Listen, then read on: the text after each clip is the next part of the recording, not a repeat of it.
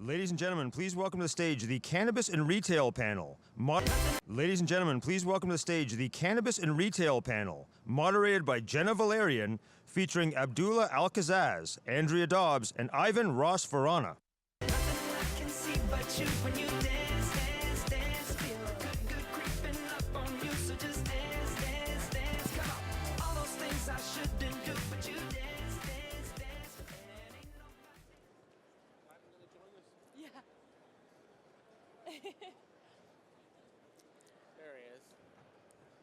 Hi, everyone, and welcome to the Retail panel. So first I want to welcome everyone and thank you all for coming. I want to thank Lyft for hosting this conversation, and of course thank our panelists for making the time today to talk to us a little bit and share their expertise on the subject of cannabis in retail. So today what we're really hoping to do is kind of tease out a great conversation around who should be selling cannabis, you know, kind of how it should be sold and why, and really couple that with an understanding of the different challenges for various levels of government in Canada. So with us today, we have 4 experts in very diverse backgrounds, from very diverse backgrounds, who are really going to be able to provide some very interesting insights into what the distribution landscape could look like, and really what it's going to take to get us there. So I'm going to start by introducing our 4 panelists, and we're going to give them a few minutes each to make some introductory remarks. And then we'll move into some questions, and we'll leave open the last 10 to 15 minutes of the panel to see if there's any questions from our audience today. So I'm going to start to the very right of me, and first we have Andrea Dobbs. So Andrea is the co-founder of the Village Dispensary in Vancouver and a holistic health enthusiast.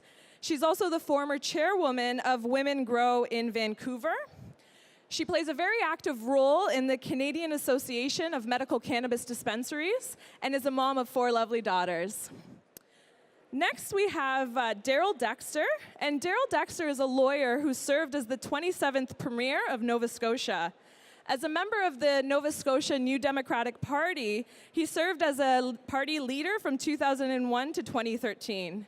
He became Premier in 2009, leading the first NDP government in Atlantic Canada, and he is now Vice Chairman of Global Public Affairs and leads the firm's new branch called Cannabis Connect.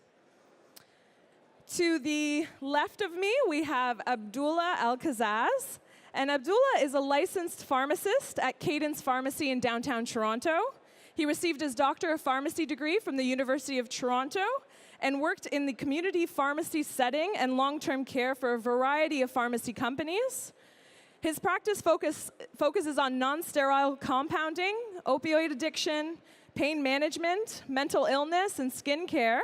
And he's also focused in the integration of cannabis as a medication in pharmacy and practice, as well as its role in pain management.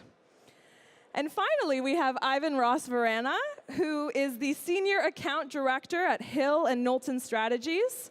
He was the Policy Director at Health Canada that brought in the MMPR and has been in this field in some capacity for the last 18 years. So a big warm welcome to our panelists today. So now I'm going to pass the mic over to Andrea to kind of start us off and give us a few introductory remarks.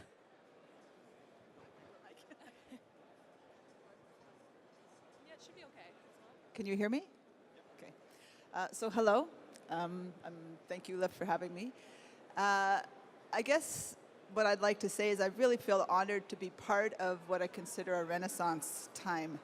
I come from Vancouver, where the cannabis industry is quite sophisticated. We have had growers for many, many years. We have a lot of value-add products, is what we call them, products that have become, products that are quite advanced in terms of what you might consider a cannabis product to be: topicals, transdermal patches, tinctures, capsules. Like, it's a very, very I don't know the word, but a very sophisticated marketplace at this point. I really want to put a lot of energy right now into creating an exclusive marketplace where we have multiple access points, and that's what I think is key. There isn't a one-size-fits-all solution to this. And I feel that if we come to it the way that the federal government has designed it thus far, if we don't push that envelope a little bit over this next year, we're going to throw the baby out with the bathwater. A lot of intel will be lost, and people will be left hanging. So it's important to me that we work together and build as many connections and as many relationships as we can over this next year. And that's with policymakers and with federally approved growers and with pharmacists and with doctors and with patients and with people who just simply enjoy the plant.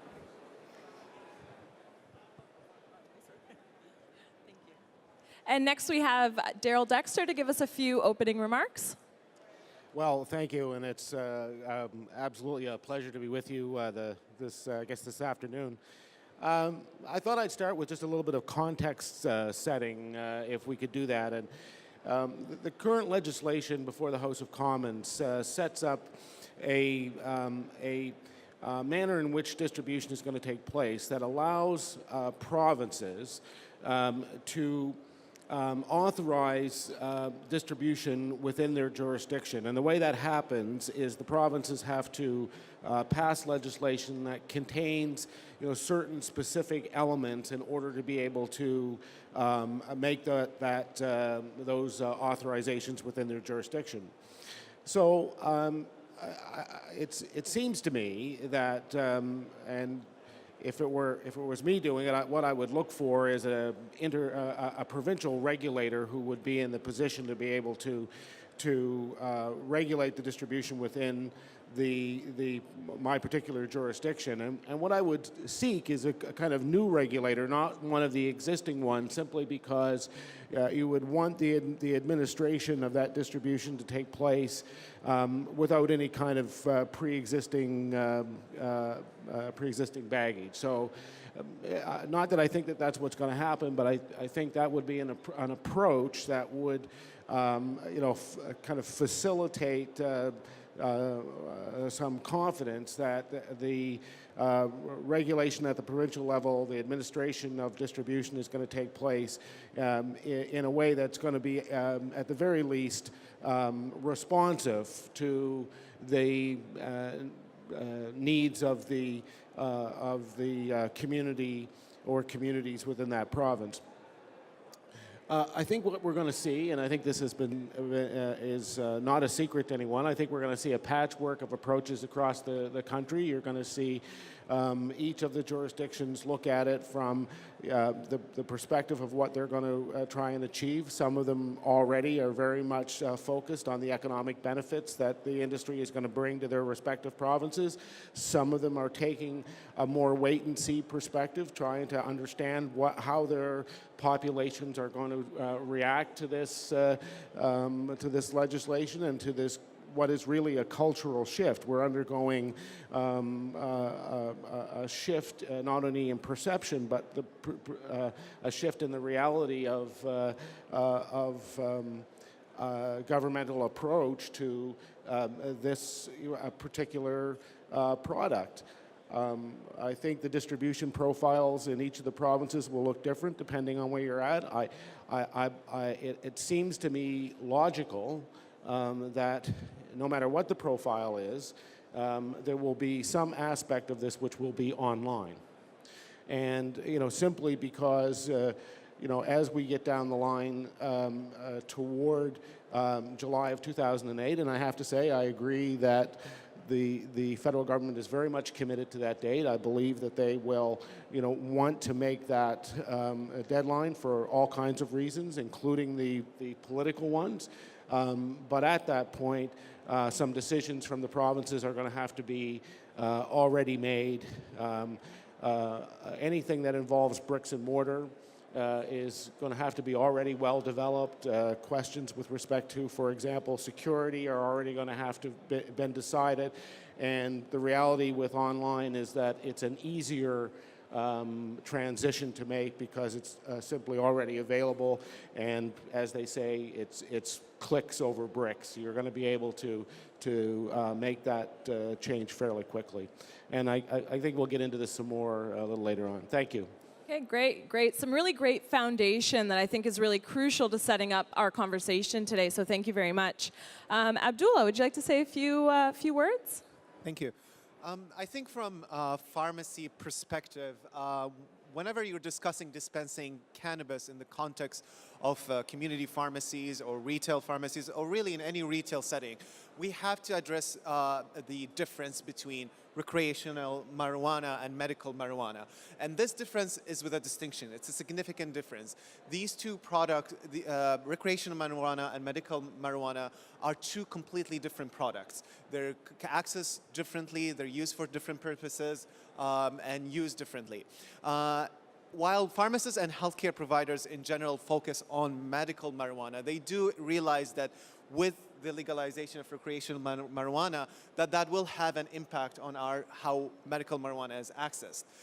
Currently, Canadians can only access marijuana for medical purposes through a medical document. But to a lot of us, especially like in pharmacy and healthcare, we are a bit concerned about how the lack of clinical oversight in our current system. As we know, the research with cannabis is still gray, and it's very complicated. And it's a huge burden to put on our patients to go through that and do that research on their own. So a lot of us feel that pharmacists, and we are the medication experts, and that is our current model, is that we need to be involved in guiding our patients receive optimal medical care. And just as important as that is that we need to make sure that our current system, our current way of accessing medical marijuana the way we do things are sophisticated enough so that when broader policies are going to include recreational marijuana, that accessing marijuana in for medical purposes is still maintained in a legal context. So right now, and I think as pharmacists right now, we do have the long experience with controlled substances. We have a long proven history and ability to secure transport, storage of such medications. And our association right now, the Canadian Pharmacists Association, is working with a lot of the stockholders, the dispensaries, the producers, the government, because they themselves have a lot of experience that we are lacking right now. And to make sure that medical marijuana, specifically, the foundation of it would be clinical oversight and patient safety. Great, thank you so much for that information. And last but not least, Ivan Ross, if you could kind of give us a few introductory remarks before we head into questions. Thank you very much. I think we've heard a really good series of perspectives, and the only thing I would add on to it briefly is I think we have a tremendous opportunity, not only from a policy perspective, but from an economic point of view, from a medical point of view, within this industry on how Canadians are going to access it. And I think time and time again, what provincial governments maybe have to understand if their primary concern is safety, efficacy, and diversion and the black market, and curtailing that is what Canadians want to hear, and what they want to see is they want to be able to go somewhere where they can touch and feel it, where they can smell it, they can understand the product, and have a discussion with an informed person who knows about it. And I wholeheartedly agree that it's two different ways on how you could be looking at it. You can be using cannabis for a medical purpose versus a recreational purpose, but there has to be some sort of control so the way people are accessing it meets their needs and it doesn't cause more harm than good. But overall, I think that's where provinces are working towards. I think that's where the federal government's mindset is. They want to make sure that there's a safe and equitable access across the country. And so I think that's where the provinces have a great opportunity to start to create this system from the ground up involving Canadians, and then developing it over a series of time to ensure that we meet the needs, that we start to move this industry from a point where it was stigmatized to it's legitimate, and that it provides the economic growth that we're looking for overall. Great, thank you so much. So I thought that we could kind of start by kind of rooting this conversation in medical cannabis access. So kind of what we know, and and kind of thinking that things like mail order could actually be a blueprint as we enter into the personal use system. So I think my first question I'm going to direct at Abdullah here. And I want to ask, we know that the Canadian Pharmacists Association had initially opposed pharmacy distribution when it was first included in the MMPR in 2013. So here they cited lack of evidence and concern with associated crime. But over the last 2 years, we've really seen kind of a shift in that discussion and a renewed interest by pharmacies in providing on-site access for medical cannabis patients. So could you talk a little bit about what you think has kind of shifted that perspective? Yeah, absolutely. While, as I said, like the clinical evidence still is not robust enough to standardize doses, to make therapeutic guidelines just yet, but the landscape of has changed since 2013. A lot of our patients, medical marijuana has become not their last hope. It's now their third or fourth line of therapy, and so. The association is really responding to the needs of the Canadians in general. Is that a lot of our patients are actually want to consider this as part of their therapy, but unfortunately, a lot of the times our patients feel sometimes even betrayed. Is that, oh, how come you never mentioned that there is an option to, for instance, I'm a cancer patient, I'm going through a lot of pain. How come you never mentioned that marijuana is possibly an option? And a lot of times, sometimes healthcare providers might not know enough about it to recommend it or go against it. It's almost something that you do on your own. But unfortunately, we know that medical marijuana interacts with a lot of drugs. It has a lot of, some patients are really they're contraindicating them, and some patients there's a huge benefits to them.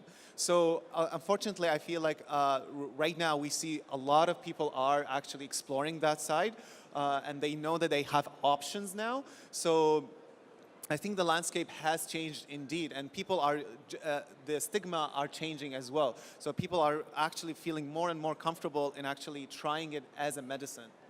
I think that's a really good point, that it's no longer kind of this last line of medication that people are trying, that it's coming up a lot sooner in conversations around treatment and managing symptoms.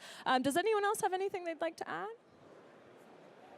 I would like to point out that I hear what you're saying about medical and recreational and those being very different, but there also becomes a place where you maybe initially entered the landscape on a recreational bent, say, and then with conversation and dialogue discover, actually, I am self-medicating for this, and let me start unpacking how I'm consuming and recognizing this part I could be doing better through a medical program. This part I can now explore and celebrate because it's actually enjoyable for me. So there needs to be a recognition that this is a plant, and it's very diverse, and it affects people very differently, and that medical, for instance, when I came towards it, it was from a medical perspective. I was uninterested, not judgmental, but uninterested in the recreational side.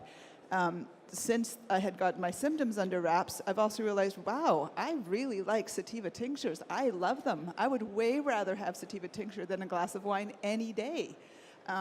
Way less toxic. I just feel much better. So that was empowering for me to go, yeah, I have a wonderful time that way, but I also have my health issues under wraps. So there is a place for therapeutic, I know that's not a hot word, but there is that therapeutic realm, and I wouldn't want to alienate somebody from either side.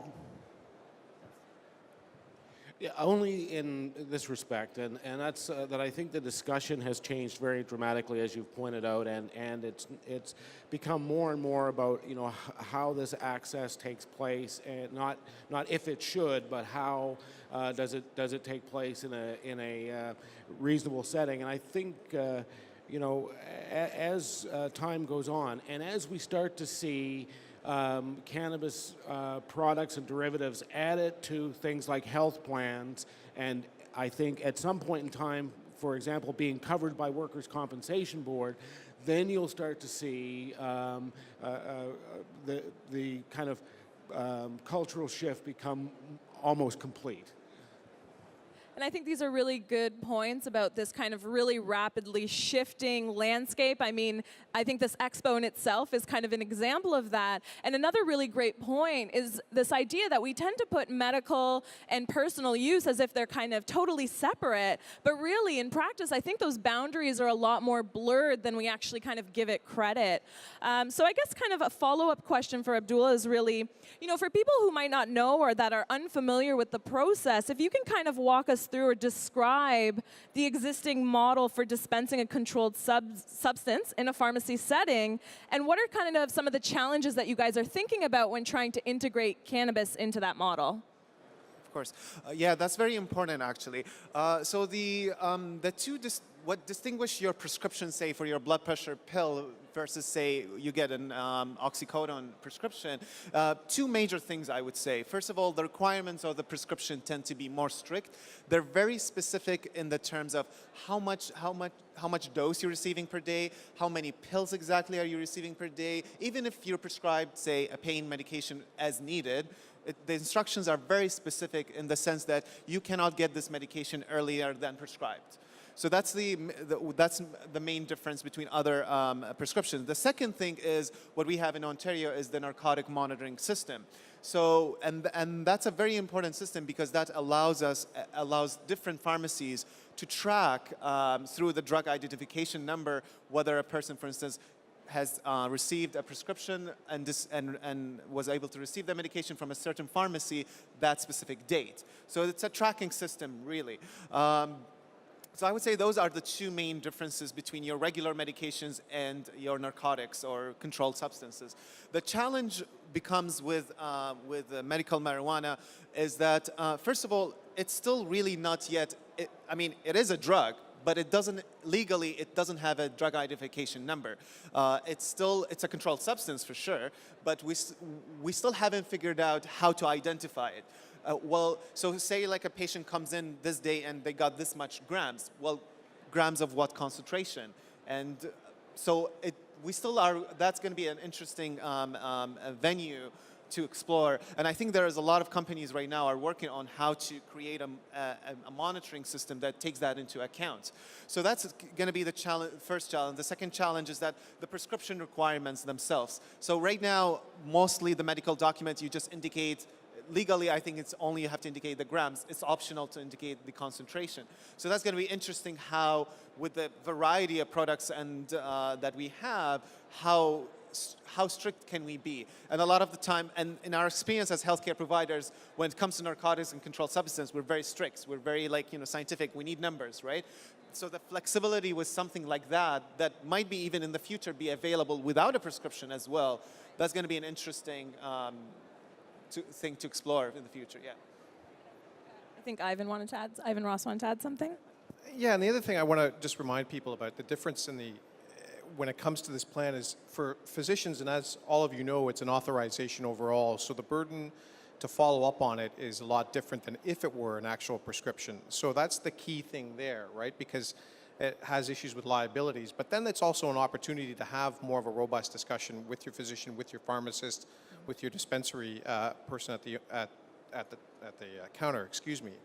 And I think what Health Canada is, and we know that they're having discussions on trying to figure out, do we do this with a DIN, and that would be very hard to have a drug identification number, or would it be a natural health product? But they are trying to figure out a proper tracking system, so at the very least, when it becomes legalized, for those people who want to seek that sort of medical side of the product, they can have an informed discussion with their pharmacist. The pharmacist knows sort of the background about it, or with their physician.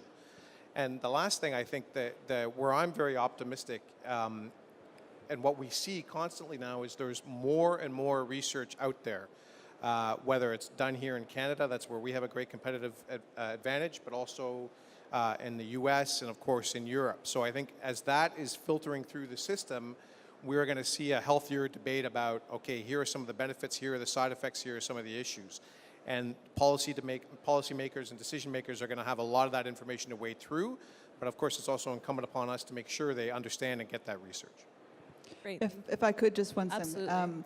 I understand what I'm saying is going to come from a very much a BC perspective, and I know that I live in a bubble. And it kind of touches on what you were speaking about new policies that throw away the baggage. I feel like there might need to be a shift. I understand what you're talking about, having these controls in place and these ways of tracking who's got how many capsules. But let's be real, it's not working. You've got Regent Park, I've got the downtown east side. They are selling packs and packs of fentanyl, Oxycontin, Hydrox. It's all over the place. So this tracking mechanism is important. It needs to be part of the patchwork, but it's not foolproof and it's not working. So we might have to completely reevaluate how we look at prescribing integrated health. Okay, really great points, really great points. And I guess that kind of leads into the next question or the next idea, and I'm going to throw this one over to Ivan Ross, is simply that, should medical and personal use cannabis, should the access be in separate retail points, or do you think they're best integrated into just one point of access? That's a great question and a tricky one, and so I'm going to back it up a little bit. I think we get the question about when we talk about the production of cannabis for medical purposes and cannabis for recreational, it's still the same plant. So the production side of things won't change. The rules and regulations around Health Canada and how you do that, I am pretty convinced won't change at all. But then it is, because it's this complex plant, because you can use it for both things, that then changes the dynamic. So what I would say, whether you have a dedicated facility for therapeutic or you have a dedicated facility for recreational, or you combine it, what should be top of mind is that you have somebody there that a patient or a person who wants to consume it recreational, as we get this off the ground at the very least, can go talk to somebody knowledgeably about it. So lots of people have lots of experience on it from a recreational point of view, know a heck of a lot more about it than I do when it comes to the strains and the benefits and what you like, and you talked about what you like about your tinctures. But I think as the market rolls out, that has to be a fundamental part of the conversation to start with, because it's all brand new for all Canadians. And again, if we're thinking about safety and ensuring the industry matures in a responsible way, and that the abuse is at least limited as much as possible, that discussion has to happen. As per, would it be good in one or both? I think that's a discussion that we have to wrestle with. And I think the provinces overall are going to come around and try to figure that one out too, for sure. Great. Any movement on? Well, just that I agree, and I think this is a fascinating point to make, because, if there are going to be kind of bricks and mortar points of sale in the provinces, then one of the things you're going to have to consider is the staff training element, which I'm sure they really haven't thought very much about. But I mean, from the province's perspective, in terms of what requirements are you going to have for your staff in terms of being able to communicate effectively about the product they're selling, I think that's a fascinating point. Andrea, maybe want to That's pass huge. the mic to you just to talk a little bit about, you work in the retail setting currently, so what kind of concerns or consideration or training happens for example, the staff at the Village? Yeah, well, we're nerds, so we've took it really serious. And that's absolutely a great point. There does need to be education. That's something that the Cannabis Act doesn't address at all, and we need that in hospitals, we need that for pharmacists, we need that for the people in the dispensaries. There are people in BC at the very least, and I'm sure that there probably the undercurrent is happening all over Canada, where there is a serving it right style approach, just in terms of handling, in terms of understanding dose, how to identify when someone's potentially abusing. There's a lot of work to be done there in terms of creating those certified programs, I guess, for lack of a better word. I know that there are definitely the undercurrents happening in Vancouver now. There is something that does exist, and it's in Vancouver, and it is through a company called Connecta, and that's all of our bud tenders or have been trained under that program. But you're right. The impetus has been on the individual to educate themselves, which I don't necessarily think is a bad thing. I know I overheard you say it's a huge thing to ask someone to do, but at the end of the day, we are responsible for ourselves, and we do need to take our health into our own account. Yeah, absolutely. So Daryl, Under the Cannabis Act, we know, as you mentioned, that distribution is largely left up to provinces. We're going to see varying kind of systems of access in our provinces and territories. So the current medical system we know is really, you know, the main point of access is mail order, the legal point of access. So what do you think are some issues mail order could address under legalization, and maybe some concerns it might also create? Well, I mean, I just look at the world around us, and you know, it doesn't matter what product line you're in these days, whether you're selling mattresses or umbrellas or whatever you're selling, you know, some part of that is taking place online. So it seems to me very logical that, you know, there will continue to be, as part of whatever the distribution profile is in the province, there will be some, you know, online presence. And the reality is that, you know, because of the work that's already been done under the access to marijuana for medical purposes regulations, there's a certain level of comfort with that among jurisdictions already. You know, the security provisions these days around online purchases have been very well developed. So it deals with a lot of the outstanding issues that are there already. I think the provinces will be looking for some combination that includes, you know, retail points of distribution, physical points of distribution. And I think the other thing that's interesting about it is that the provinces will all be watching each other, because they will be looking to see kind of what best practices develop over time. And I really think that, you know, initially we'll see a kind of tentative approach in many jurisdictions, but that the profile of distribution among the provinces will grow, I think, to look more and more the same over time as kind of best practices are established. You asked specifically if there are concerns that will grow up around online distribution. I think that, interestingly, one of the things that will be a question, and I haven't seen, you know, a kind of adequate response to this yet, is, you know, if I'm a consumer in Saskatchewan and I want to buy from the Nova Scotia distribution network, which I can do online, you know, what does that mean for the provinces? Let's just assume, for example, that if from Saskatchewan I buy in Nova Scotia, I pay the correct tax for the jurisdiction I'm purchasing in, because that's where you'll be taxed. Then, you know, what does that mean for the overall system, and how will the provinces react to that? To be, you know, from an internal trade perspective. So it's an interesting. It'll be an interesting discussion that we'll see over the next year or so. I think I'd just like to add on that. Sorry to, Jenna. I agree absolutely. And I go back to that sort of federal kicker in there, that the federal government reserves the right to establish some standards or guidelines overall when it comes to distribution. So I think the online format is still going to exist. It's going to be available. It's just, as Mr. Dexter has said, the kicker will be in the details and how you access that, right? And then I think the other challenge that people on the online format is going to be on a recreational side. You know, the advertising prohibition that we've seen around it and the rules that are going to be coming out on that are going to be very strict. And so how is that going to affect the market and the distribution?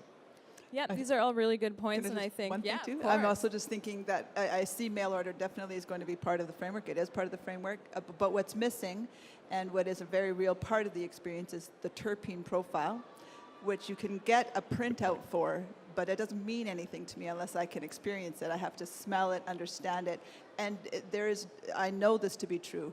If you smell it and you like the smell, good chance it's going to be okay for you. If you are repulsed by the smell, don't smoke it. Don't ingest it. These have properties that actually do affect your well-being and your experience. They're modulators of the experience. So unless we get smell-o-vision, which is not here yet, it's going to be challenging. So it'll be great for the refill, but we're going to need that frontline experience to determine what's going to work. Absolutely. So I think it's a really good point, and something I saw in my research as well, that there really is value for people being able to see and smell, and have a point of access that is in person. So really kind of prioritizing a diversity of models. And of course, mail order is also important to reach, rural communities or places that are outside of big cities, right, that might not have access to those on-site dispensing stores, for example. So Ivan Ross, I wanted to ask you, can municipalities choose to opt out of retail completely? And if so, what do you think that means for kind of fair and equal access under legalization? Well, that's a great question. I think it's a great question for the former Premier of Nova Scotia, who had to oversee all the municipalities there. I'll add my 2 cents, but I'll turn it over to the Premier. In Ontario, as we know, the municipalities are creatures of the provincial government, and so it would be very hard for them to opt out. However, though, I think they'll be extremely sensitive to municipal concerns. They have to be. I know the federal government, as we know, for licensed producers are extremely, Health Canada is extremely cognizant of what municipalities agree, and sometimes we see applications don't go any forward because the municipality said no thank you, and it stops right there. So they're going to be a very important constituency at the table. So I think if a provincial government were to ignore them, they would be doing so at their peril. Absolutely. Gerald? Well, just as was pointed out, the municipalities are creatures of the provincial governments in all the jurisdictions. They will have some capacity on zoning, and they will no doubt take advantage of that to try and make sure that wherever the locations are located, that they are acceptable within the community standards. It will be interesting to see if the provinces, we've had this whole discussion over the co-location of dispensing points of dispensing with alcohol. So the thing that goes through my mind is, will the provinces use, for example, an existing building and then put a separate entrance in, so that you're taking advantage of the bricks and mortar that you already have, but you're in some ways meeting the task force recommendation that there not be an actual co-location. So I think we're only limited here by our imagination. And another thing I can imagine is, if you're a licensed producer, perhaps you might want to have the ability to be able to dispense right at your facility, just as we see with like craft beers and so I think the point with the distribution models in the provinces is, my hope is that there will be some innovation that takes place in thinking about how the distribution takes place. Yeah, I think some really good points on how existing infrastructure really can color this discussion and how maybe we need to kind of step outside of that a little bit. So Andrea, given your experience right now, kind of currently dispensing cannabis, what models for distribution do you think is really ideal for as we kind of move towards this personal use landscape?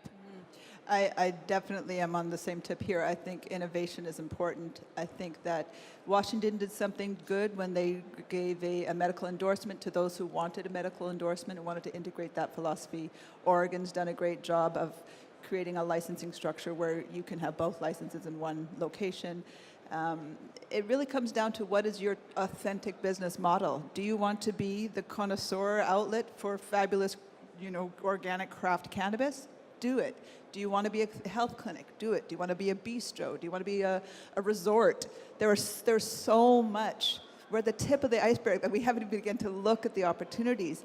And this is, both an economic, opportunity for Canada to lead the way, but it's also a way for us to search ourselves and say, what is it that I want to put out into the marketplace? How do I want to roll this forward? And once you're true about your intentions, the rest falls into place. I personally would always lean on the side of a therapeutic integration. It's just what I'm interested in. But I would love to go to a resort.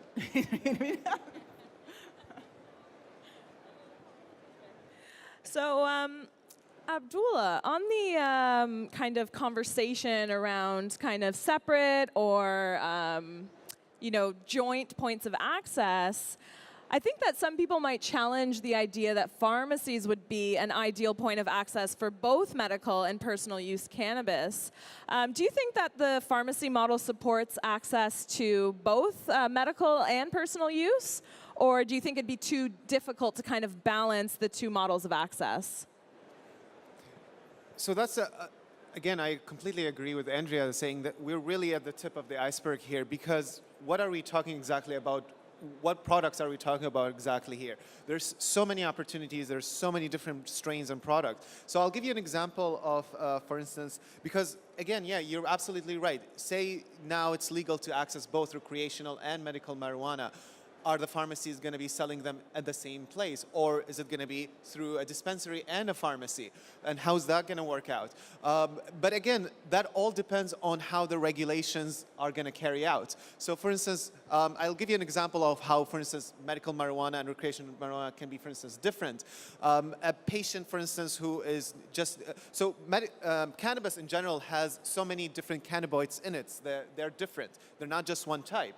So for instance, a patient who just requires some symptomatic relief might opt up for CBD, which is a type of cannabinoid in a certain concentration, while someone who just needs some they want to just experiment with recreational use, they might need more of the THC cannabinoid in a certain concentration as well. So are we going to specify certain products as, say, prescription versus non-prescription?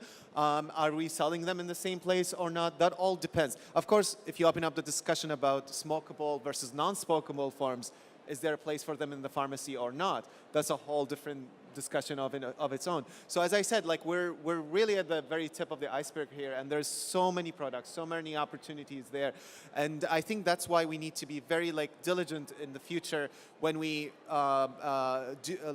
implement those regulations, because we need to keep in mind with a long-term vision that there is going to be legalization for recreational marijuana. So whatever regulations that we're implementing now, we need to have that foresight that we need to make sure that those two systems work smoothly. Is it going to be difficult? It depends on how much work are we going to put in it.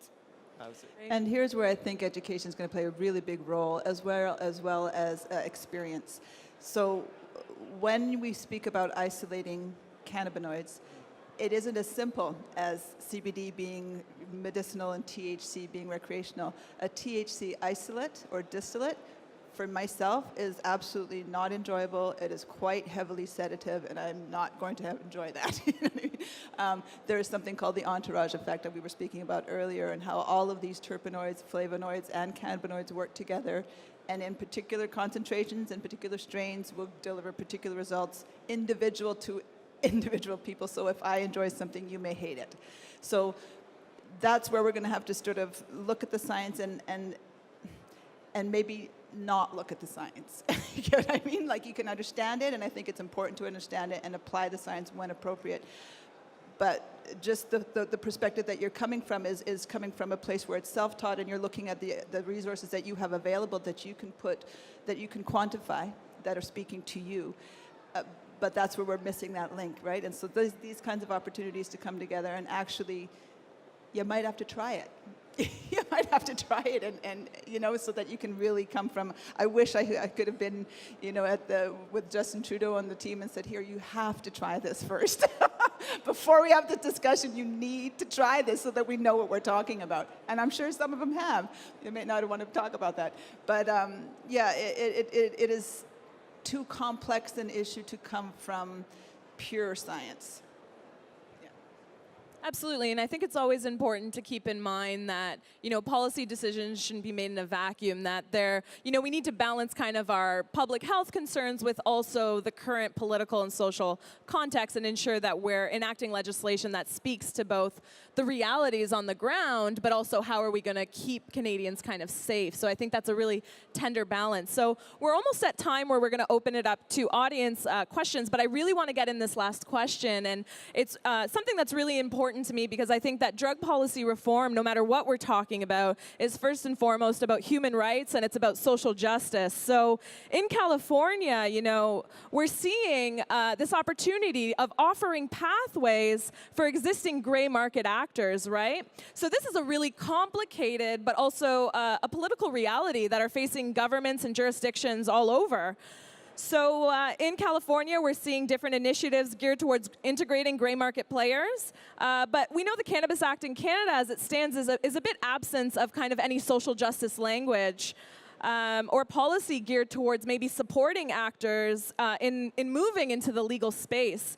So maybe I'll start with Andrea, but I'd love to prompt the rest of the panel also to kind of contribute some thoughts here on, what can provinces and municipalities really do here to contribute or to encourage diverse involvement in the legal framework? So again, this is from a BC perspective. What I see is they're already doing it. They're starting to reach out. They're starting to put their feet on the ground and come into shops and to reach out to the trade association and to say, we need your input if we're going to do this right. If they're serious about creating a space where the quote black market is not engaged, then we have to shine a light on it. I was talking to a friend the other night about the analogy of like when you lift a rock up and the light hits and all the crabs scuttle to the edge. Well, those who don't want to be in the framework will scuttle. And the other ones are going to stand there maybe days for a minute, but they're going to participate and share their intel and be part of that process. So I do see that happening. And it's true, this industry it's baffling. When I look at the demographics of where I grew up, Vancouver, we have a huge Chinese population, a very large Sikh population. The cannabis industry, from what I can see, is predominantly middle-class white guys. Tons of them. I went to a conference and I think there were 6 women and I was like, what is this and where am I? I'm blown away. But those are the guys who live within a privileged framework because you can pass and you can look good in in a room in a suit. No one's going to judge you. But those are the guys who've been the risk takers under the prohibition model, and they've suffered for it on a lot of ends. They've got a lot of stigma, done a lot of prison time. All kinds of stuff has come their way. But it's also created an environment where those who are less able to pass go deeper underground, right. And there's not a lot of communication amongst people. Nobody trusts each other. You've got to keep all your cards close to your chest, and I want to see that disperse. I want to see more people. Where's the gay people? Like, I'm in Vancouver. I'm like, there's no out gay activists. There's one transgendered person who's out. This is not indicative of what our society looks like. So this cannabis is the people's plant. It needs to look like that, for real. So we need to see everybody engaged. It's interesting because the provinces, don't have as much flexibility on this as people might think, especially with respect to authorizing particular manners of distribution. In the current legislation actually specifies that the provinces have to enact legislation that meet certain standards, including the fact that the product that's being dispensed has to come from licensed producers. There has to be certain security provisions. So it's not like the provinces, through the decisions that they make, can kind of allow for different modes of distribution necessarily. I think there will be more sympathy to that perhaps in British Columbia than maybe in other parts of the country. But anything that's not going to be authorized by the provinces are going to remain unlawful activities. And they're going to be governed by the penalty sections that are contained within the current legislation before the House of Commons, in addition to any pieces of legislation that might already exist in the provinces. In Nova Scotia, for example, the Civil Forfeiture Act and the Safer Communities and Neighbourhoods Act both would apply. So it's still going to be a difficult, there's going to be some difficult transitions in there. I think it's really important, too, to have that lens of what is possible, for provinces as well. Ivan Ross, do you have something to add? Just quickly, I know a lot of you have been in this space for a very long time, and it's been a long journey. From a government perspective, though, when I started in it at Health Canada, we were 2 to 3 people. I think at the most, when I was the director of policy, I had a team of 7 guys and women trying to figure this out. So I think as the industry matures over time, as the government learns, we are going to get there. But again, Canada is world leading in this. So while Uruguay is the first nation to legalize, Health Canada is bringing a larger systemic framework overall to it. So I think that's sort of the patience, and I know that's a hard thing to understand when a lot of you have been out there for the last number of years and are going, what's taking so long? The governments have to come along, as do the civil servants, as do the politicians. So we just have to be mindful of that set, and we have to have that conversation that we're having here that they're going to start listening to, and that they have been. So that's where I tend to be optimistic, but absolutely, we still have a long road to keep on going down. And I'm sure people are kind of sick of this last model, but when we ended prohibition in the 30s, again, it wasn't overnight. It did take some time, and there's been a lot of bumps on that. But again, we do have models to build off of. Very great. So I think that's a great kind of point to end this part of the panel discussion, really on this idea of, moving towards collaboration, and that there's still lots of work to be done, and we have, a lot to really look forward to in terms of what those ideas will look like. So why don't we maybe open this up to any audience questions? If anybody wants to ask our panelists a specific question, if you just want to raise your hand and we'll get a mic over to you. So it seems to me that the difference major between medical and recreational would be that medical would be, for example, supplied in shoppers.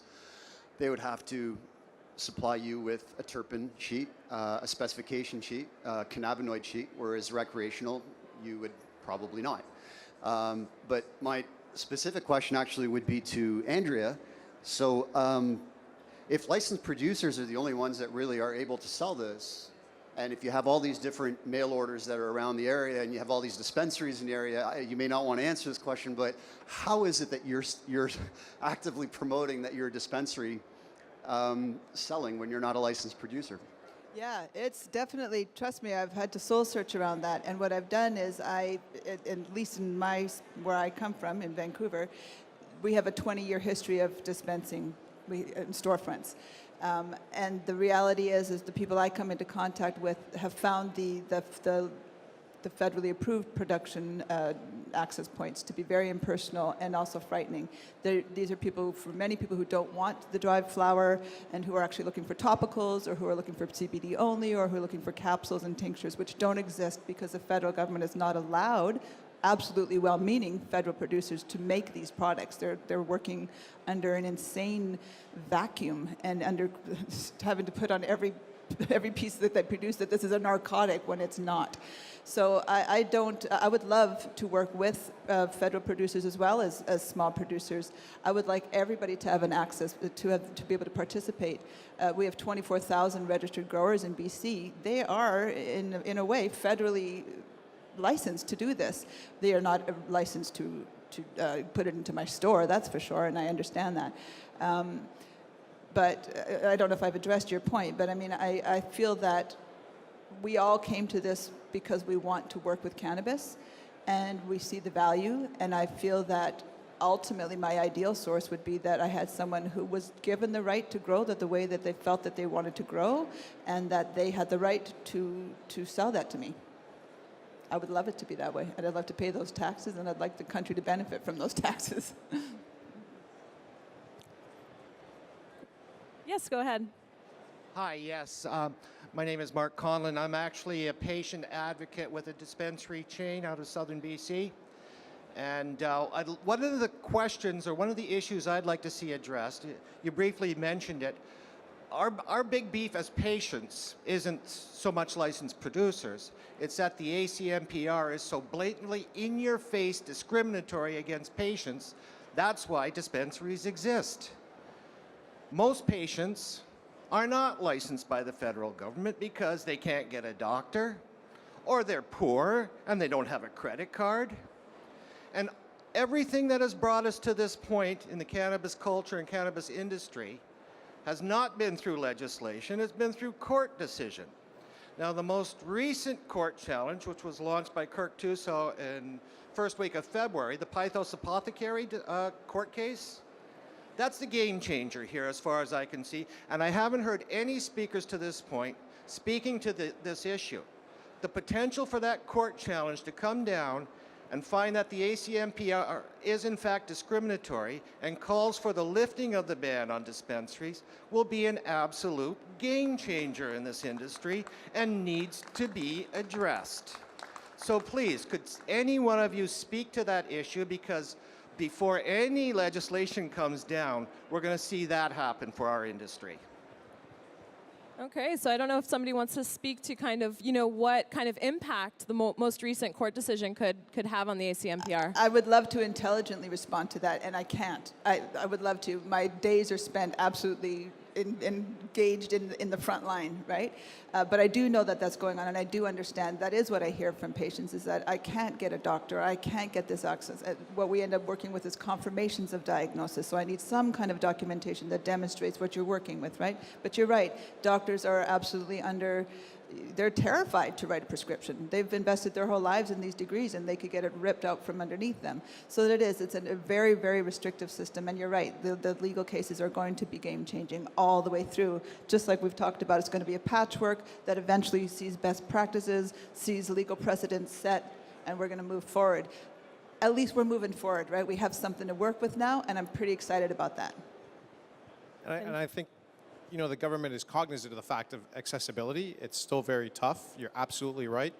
The courts have managed to change it. I think the response of the ACMPR was because of a court case, because accessibility was the key issue in that court case. And so I think what the government is trying to do with the legalization is hopefully address that, but that remains to be seen. So at the very least, at the federal level, what I can tell you is accessibility remains one of their top concerns overall.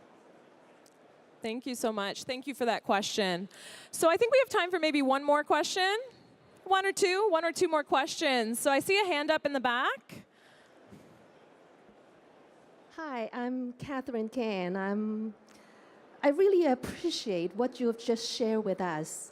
And I'd like to comment. Education is key. Clarity in legalization is key. I'm a pharmacist, and I've been in the industry for 3 years now. And this is what I see. With Andrew's comment, very good.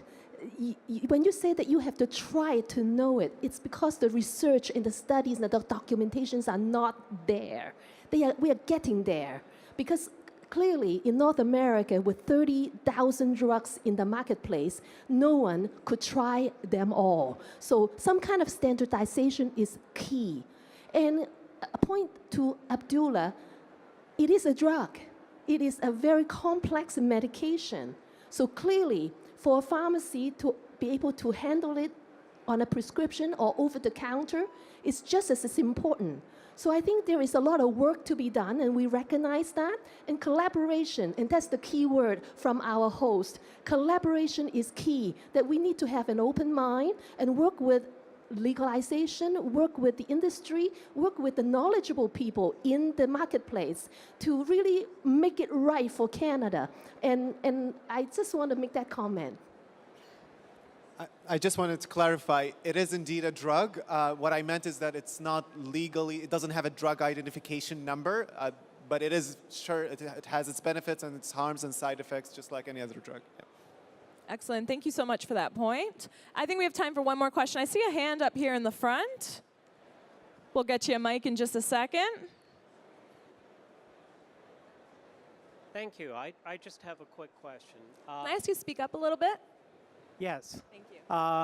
Health Canada has been approving a licensed producer approximately once a month, so there's only just over 40.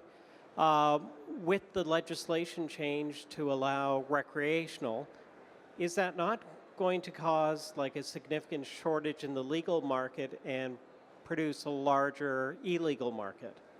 Thank you.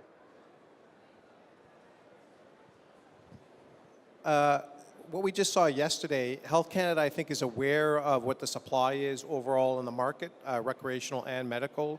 So yesterday afternoon, on a Friday, they announced a whole bunch of streamlining processes that they're doing.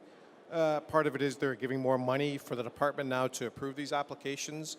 So I think there is a recognition that come 2018, they want to be prepared for it. So probably you'll start seeing more LPs being approved overall in the long run to hopefully address the idea if there is going to be a shortage for that. I agree. As of yesterday, approvals, I think there were 45 LPs. if you look at the market they're servicing today as opposed to the market they will be servicing when it becomes a recreational market, there's just not enough square footage to be able to supply the number of people who will be in the market. There'll be a bit of wait and see on whether or not the resources that Health Canada announced are enough to significantly increase the speed with which applications are going to be processed. But for everybody who's in the queue already, that was good news yesterday to see that they are understanding that there is a huge frustration with the regulatory impasses that are existing in the chain right now, and at least putting more resources into try and address it. I would also point out that the framework in which LPs are asked to grow is pretty intense. You have to have a lot of money to start up a facility, and then many of them who have been in the stream for years now have nearly been bled to death because they've been given the right to grow but have to destroy their crops. I mean, there are people who are suffering under this program. And we have to look at the conditions that they need to grow in without any natural light, or with, there's so many conditions around how they grow. So they need to grow giant crops in order to somehow maybe make it pay back at some point. And then you end up with the, quote, Walmart weed style scenario, which I'm not saying is horrible, you can do it well, but I don't know that's how they intended to grow in the first place. It's like factory farming versus small batch artisan farming. We have to have room for everybody. I get that when you're growing for maybe for a pharmaceutical model, if I want to grow one strain to produce one consistent product, that factory farm is going to be ideal to reach all of Canada. And if I want to be specific to my province or to my recreational market, it might need to be smaller batch style facilities. So we need to look at those conditions that people are being asked to produce under.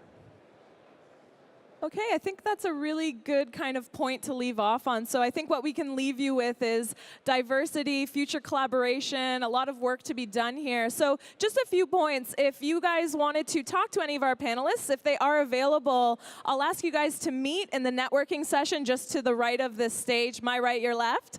And also, if we can give a big round of applause for our panelists today for sitting up here and sharing their expertise. And thank you so much for Lyft for hosting this discussion. Enjoy your day, guys.